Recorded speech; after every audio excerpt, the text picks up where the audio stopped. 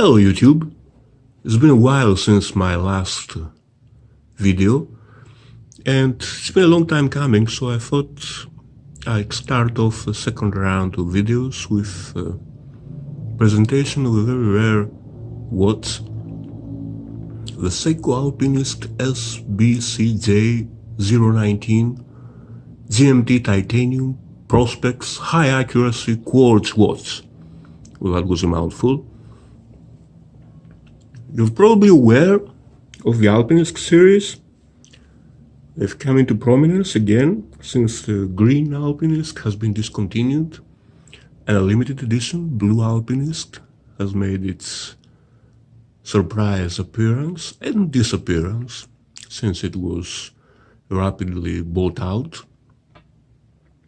But how about this one? This is a 2006 model, I believe. I'm sorry, 2003 model, actually. And it's very different from all the other Alpinists out there because A, it's quartz, it's not an auto, and B, it's titanium. Now, there's a very well written out guide to all the Alpinists made up until the blue limited edition, that is, in the springbar.com, the ultimate collector's guide, where you can learn all about this fine watch. There's also a very nice video on YouTube presenting the same watch, and I saw that video, and the person who did that, I can't recall, I'm afraid, the YouTube channel, but I'll post it underneath, made a claim that seemed rather extravagant at the time when I heard it. He claimed that this was in fact, a cheap Grand Seiko quartz. But after handling this watch, I tend to believe him, because the quality of the finishing is definitely way above what you'd expect from a Prospex watch. I'm also presenting the original box here because it's hard to find and there are people selling those without the proper box set. This is the Prospex box. It's pretty cute, it's pretty small. There's a nice inner Prospex mark as well. And the original instruction manual in Japanese and English. Remember, this is a JDM watch, so you have an instruction manual for the 4F56 and the 8F56. Those are pretty similar movements. The 8F56 has a 10-year lithium battery, which is in this watch, while the 4F56 has a 5-year battery. Now, the interesting part about this particular Alpinist, other than it's made out of titanium, that is the movement. It's supposedly high accuracy quartz movement, which runs at almost 200,000 Hertz. That's 3 times the accuracy that you get from your usual 64,000 Hertz. And the result is that Seiko promises plus minus 20 seconds annually, not per month, if it's worn constantly on the wrist, or 12 hours a day at a normal temperature range, meaning 5 to 35 degrees Celsius. But they also make a disclaimer that it may actually reach up to 4 seconds per month. Now, the interesting part about this movement is that it does stand up to the accuracy claims, but they are not necessarily regulated when they come out of the factory, meaning that once you get the watch, you'd expect it to, run for about a year or so, time it, see how fast or slow it may be on. Usually it's fast, and then there are some inner, how could you call them, internal levers that you may set to correct to adjust the time setting. It's not an easy feat. Changing the battery by itself is not an easy feat, although there are a few very well-made guides out in the internet for it. And regulating this watch is even harder, but you can find the service manual online, and a competent watchmaker could do it. But either way, this is a high accuracy quartz movement, and a 10-year battery with a perpetual calendar means that it's the ultimate grab-and-go watch. It's extremely light, I'd say about 90 grams, on bracelet. A 10-year battery, a perpetual calendar means that you don't have to really, wonder whether you have to set anything. You just wear it and forget it. But what draws me into this watch is the exceptional quality, the exceptional build quality, which starts at the case, as you can see, the polishing is really top notch, especially if you consider this is titanium. It's not stainless steel. It does look like stainless steel, high grade stainless steel polishing, but it is in fact titanium, which is even harder. The bracelet looks very well made, which is not very common nowadays for Seikos. And the dial is fantastic. The indexes just sparkle against the sunlight. Let's get it focused.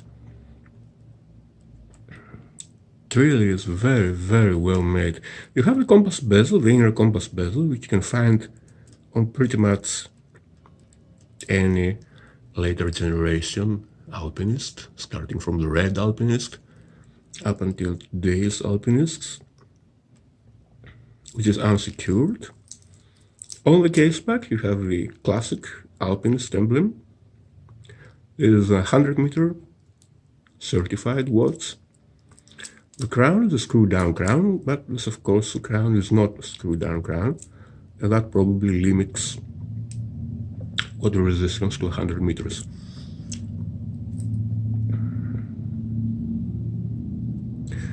But as I said, the build quality is very, very, very well made, and its hands and shoulders really above any other Prospex watch I've handled. And although the Alpinist line, you could say it's by definition professional specifications line, you really didn't have top-notch finishing up till now. You can see the Prospex LX line coming out on this year's bezel, and this is top-notch Prospex, and that's probably the best made Prospex watch up until the Prospex LX line came out. You can see the applied markers, beautiful red Alpinist insignia, very nice Dauphin hands, the GMT time zone. Just the ultimate grab and go travel watch. It will look great under a cuff. It's extremely light. It's pretty thin.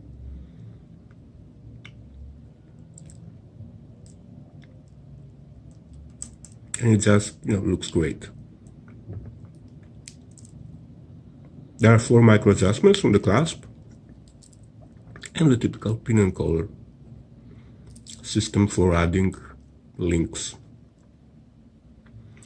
Now this is a pretty rare watch by any account. There just weren't enough made back then. They had various models. This is a black dial.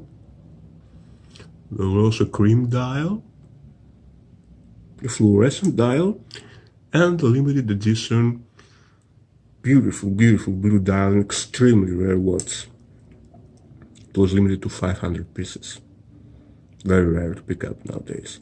But this one is also very rare to find due to the limited production run. was not limited as in numbered, but there weren't really all that many made or sold. That was back in the day where JDM really meant JDM. I mean, very, very few people back in 2003 purchased watches that were truly JDM. So this one hasn't really been outside the Japanese borders all that much. My only gripe with this watch is the size. I would have loved it if it was a tad bigger. It's supposedly 38.5. Sorry for that, I got the flu a bit.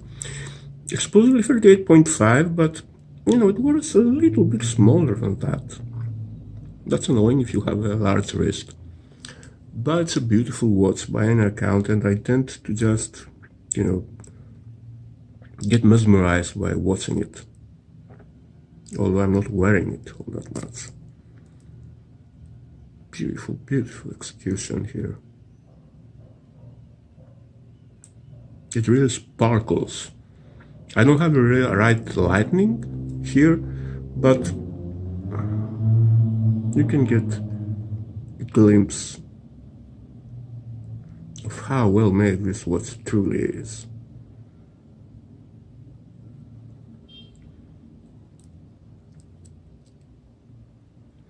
Right, so let's do a cutaway for the wrist shot. It is on my 18.5 centimeters or 7¼ inch wrist. You can get a visual confirmation of how large or small this watch wears.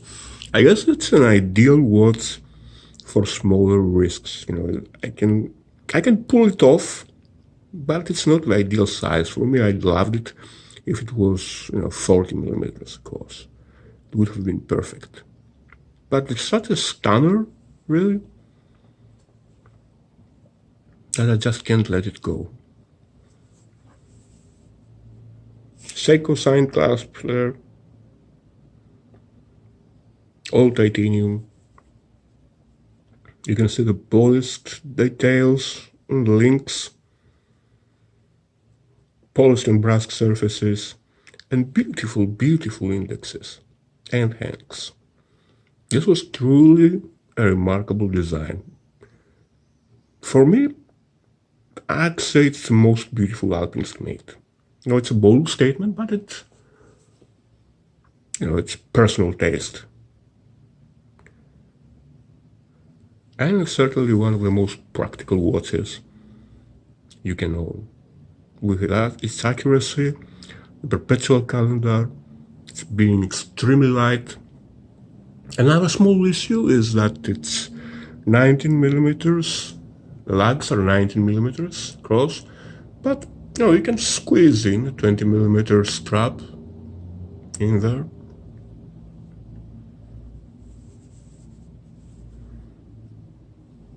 Right, so that's all for this edition. Hope you enjoyed it. Be glad to ask any questions. See you around.